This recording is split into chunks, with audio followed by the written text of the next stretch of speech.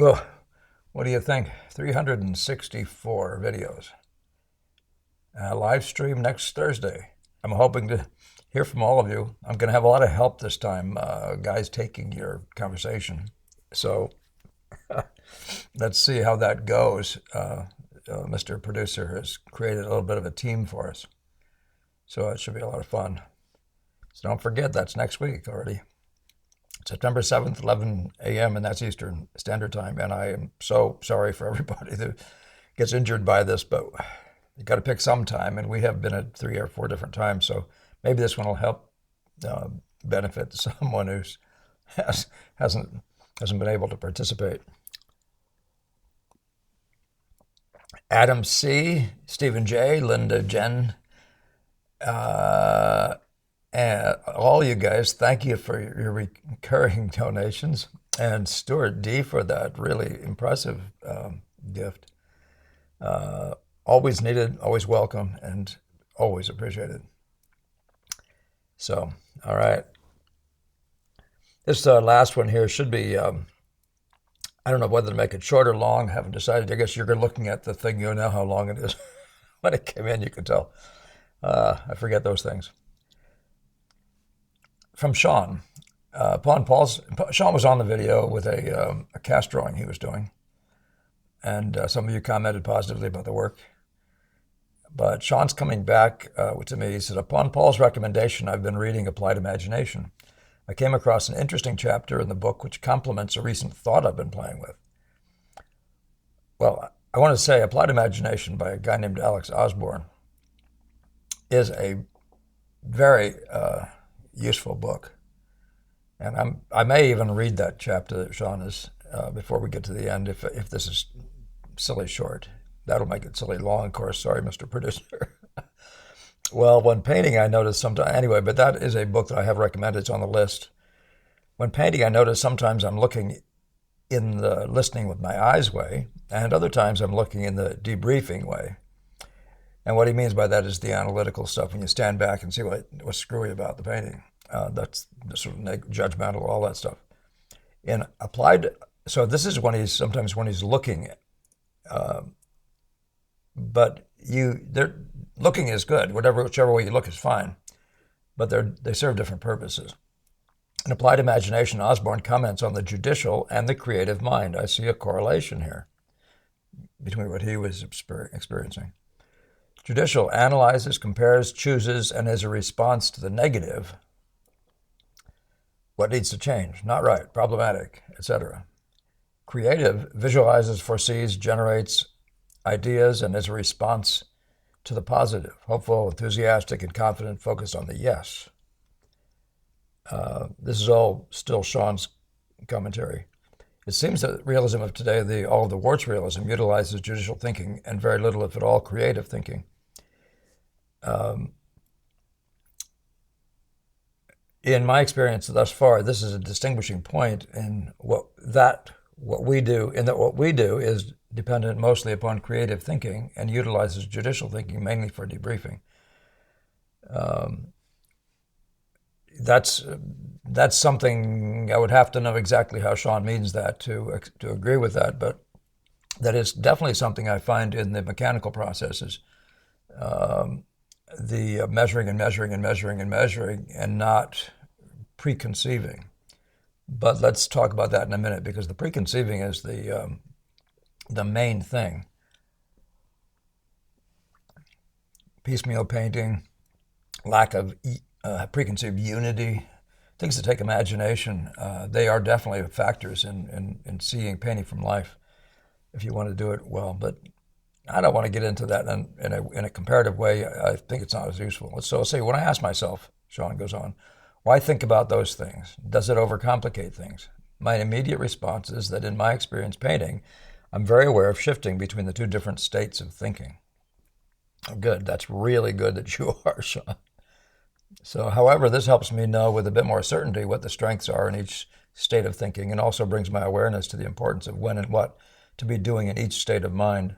One thing that Sean really makes me think of and brings out is the idea of watching yourself, being aware of what it is you're doing mentally.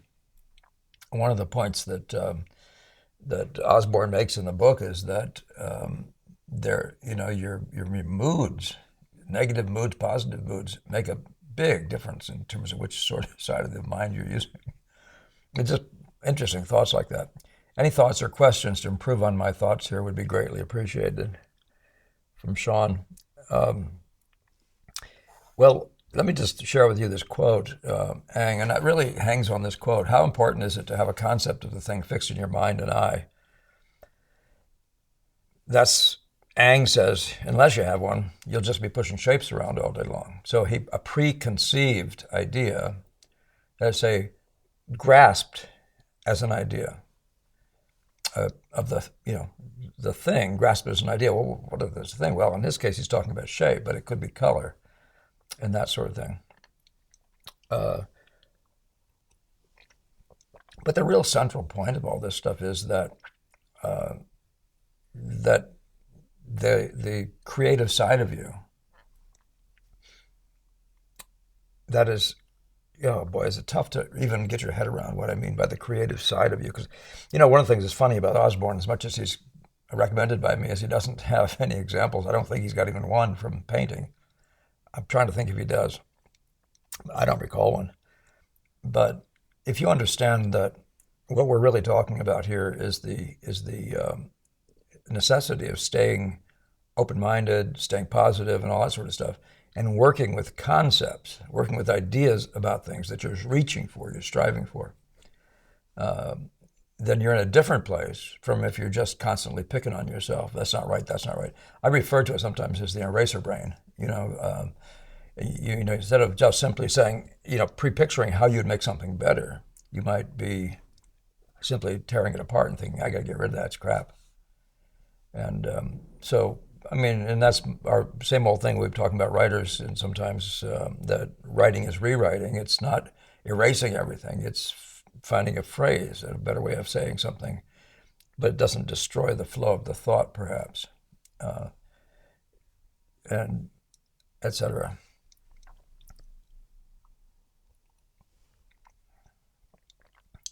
I think I'm going to, I really, it's on my mind. I think I'm going to go ahead and read to you the entire Osborne quote.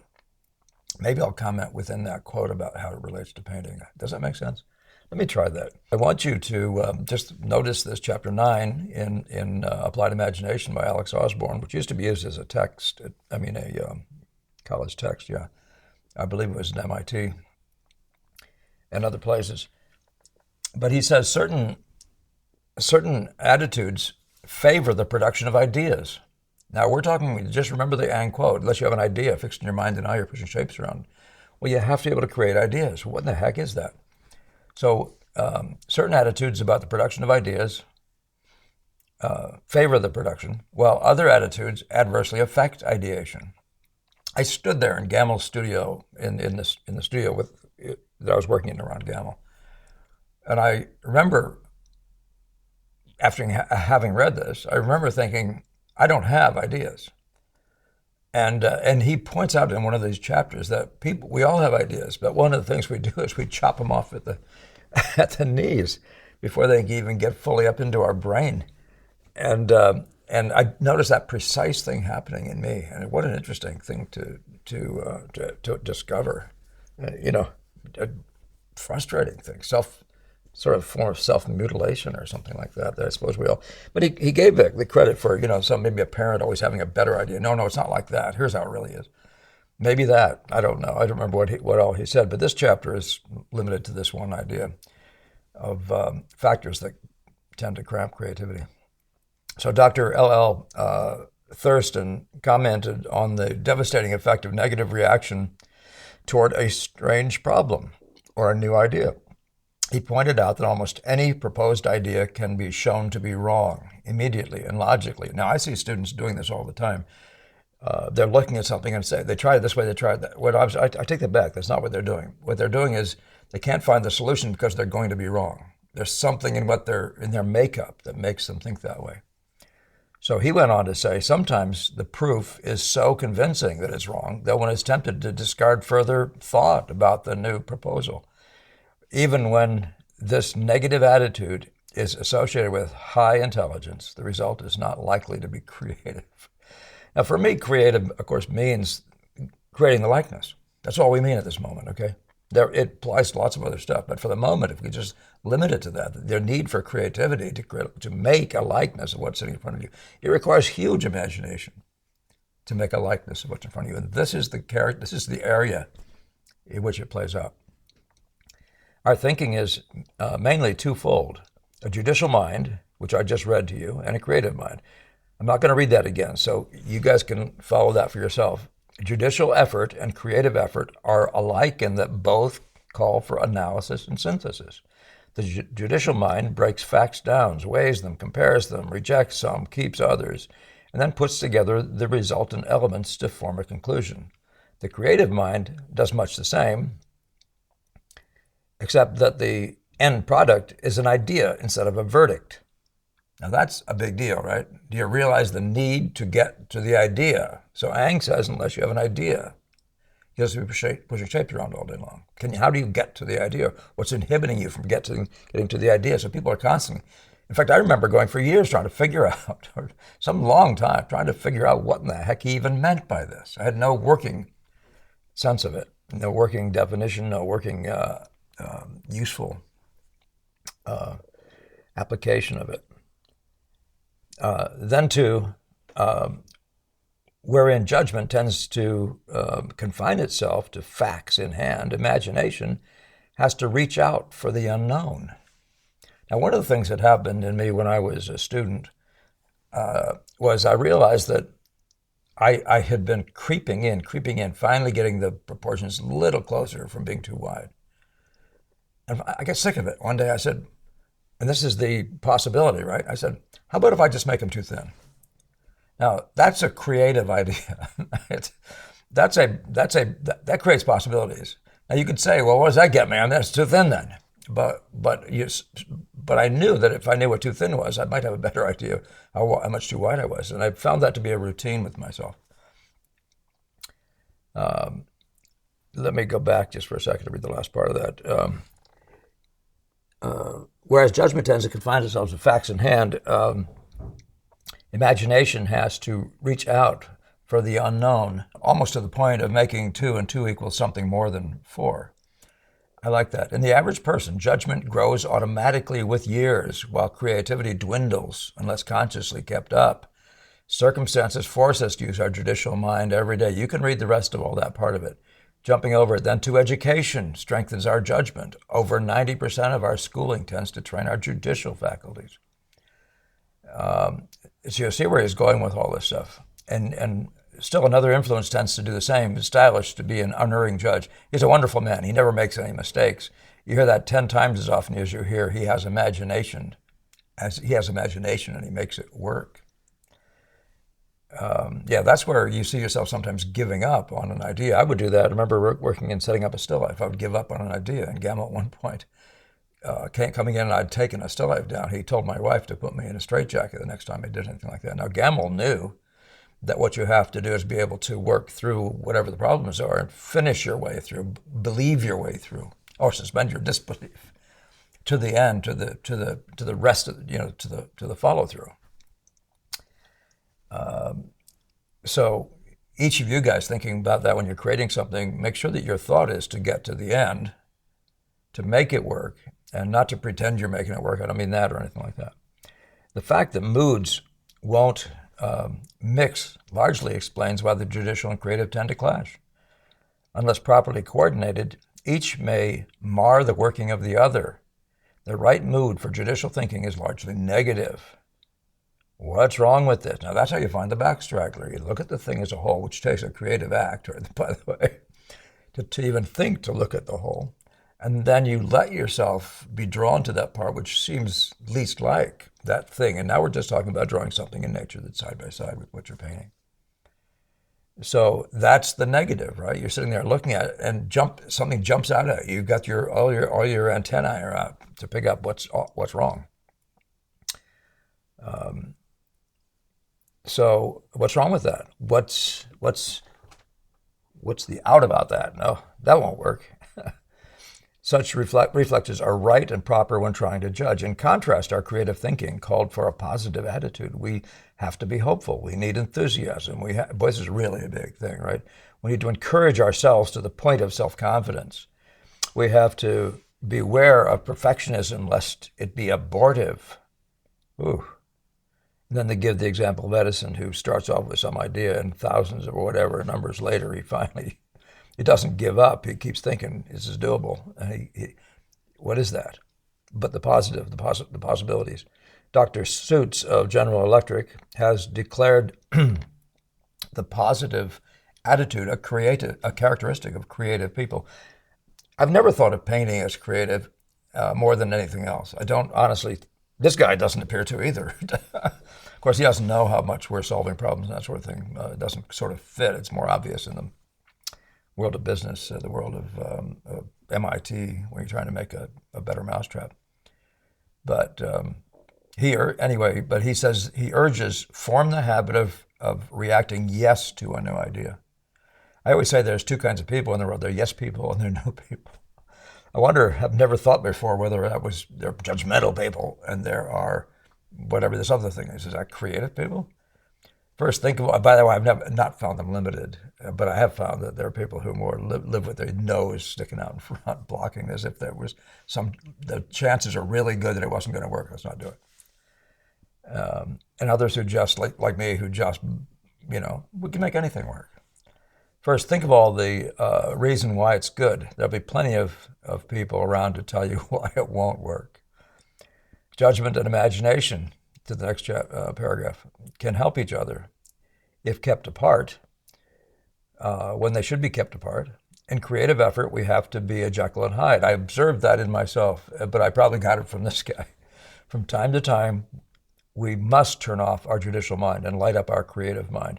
Now, we don't have to say creative mind and judicial mind. In our case, what I'm saying is you have you can't paint. You have to paint freely. You have to be an athletic force. Just go for it. But then you also have to realize you've got to use good judgment. There's an adult side to you, and you're going to have to stand back and see how you did. So that's where Sean is talking about the debriefing. You sally forth, make a statement, draw a beautiful line, and then you come back and see how you did, right? But you'll learn to blink that off completely. That guy who knows how you did isn't smarter than you. And that guy who sees how you did, the negative side of you, isn't able to create. He doesn't generate positive ideas. There's the wrong guy. And these are the things that I've picked up on really young, how they affect us. And probably thanks to this guy. And by the way, this is part of my exercise in searching out what is a good book for thinking. And, but this book attracted me because, and I think I saw it on the shelf of a used bookstore, and that's where I found it. I must have been in the wrong section, but I know I was probably in the part where, I was trying to figure out how to think, and I was looking at logic and, that sorts of books. So, I did, but I have found that to be true. So you can say left brain, right brain if you want to. That's an old, what's her name's version of that? Blake, I think. Blake, are you related to her? Huh. Otherwise, premature judgment may doom our creative flashes and even wash away ideas already generated.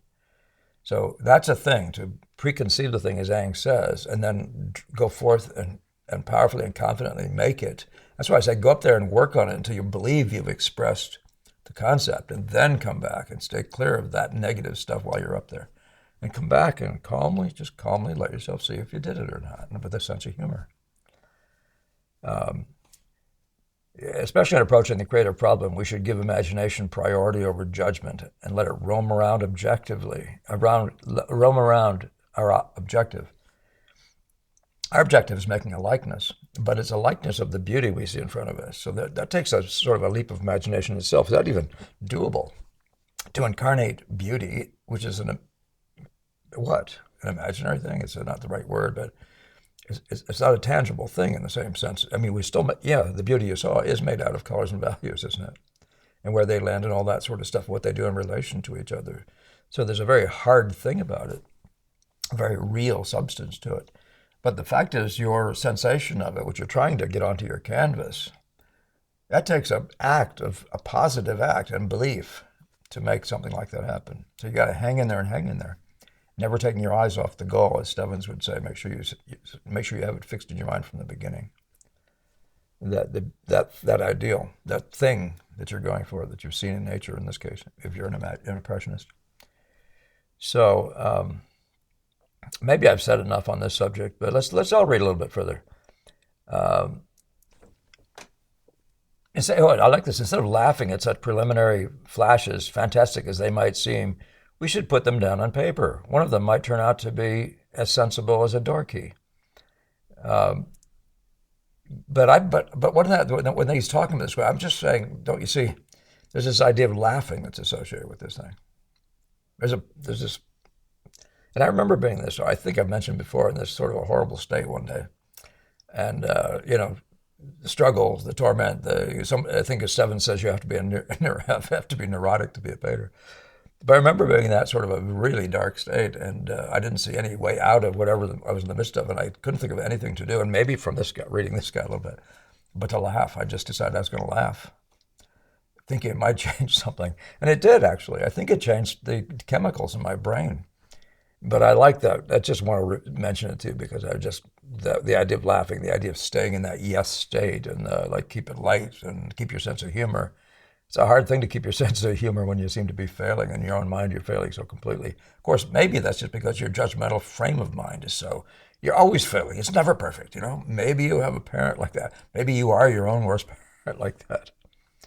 Anyway, one highly creative friend of mine makes it a rule to exclude outside judgment until he's thought up all possible ideas. And that's where this guy is going with all this stuff. The idea of doing idea creating sessions requires everybody in the room to stay positive the whole time. To say, instead of saying, that's something wrong with it, I see what's wrong with this, that's the analytical side, to say, I think I see another thing we could do. We could try this. What about this? What about that? And you're adding and you're building on. And that's a thing to have in your mind. By the way, the analytical is very stultifying. So the analytical is the other side, right? That's the part that wants to break everything down and tear it apart and dissect it and kill it in a sense. But it doesn't know how to put it back together again. And so this guy says, I say to myself, I don't want your judgment, not yet. Just now, I want more and better ideas. What have you to suggest? Talking to yourself. Well, think about all these things, right? And I'm leaving you all these pages so you can look at it. A point to be kept in mind is that to most creative efforts, there is no need for any decision as to relative merits of the idea until we come to the question of which one, if any, is to be used. At this time, we should be as cold as our criticism. Well, this is a slightly different category, but keep it up. Keep this going on. Keep it thinking. When it comes to judging, if we can test rather than opine, so much the better. Personal judgments can't help but be tinged with environmental prejudices. There you go. So, yeah. There is that thing going on. I mentioned Degas because I look at him frequently because of some unique things he's doing there in terms of coming to terms with the ideas of painting, coming to terms that people haven't come to precisely. And he has to have gotten out of his own judgmental way to do that. So I'll let you follow up. But Sean, thank you for that bit of information, and I just wanted to do this to just maybe make it a positive ending to our year. Can we think of a way to in the course of our work, their struggles, to generate ideas, to keep that part of ourselves, that what I call the athletic side, the guy that just wants to play, that's the guy. Can we keep that in the forefront? Can we keep that working, and yet not desert it because we have a critical faculty that we also can use? So, as you know, the word I use, debrief, I say, look, you need to have an idea when you walk up to the canvas. After you've expressed the idea to the best of your ability, then you walk back and you debrief. You look at it and see if it lived up to expectations. And and instead of judging yourself once that happens, you say, but not right there. That's the left brain talking. And you shut it down and you say, all right, what do I do there, right? And you preconceive a new idea, and et cetera, and so it goes.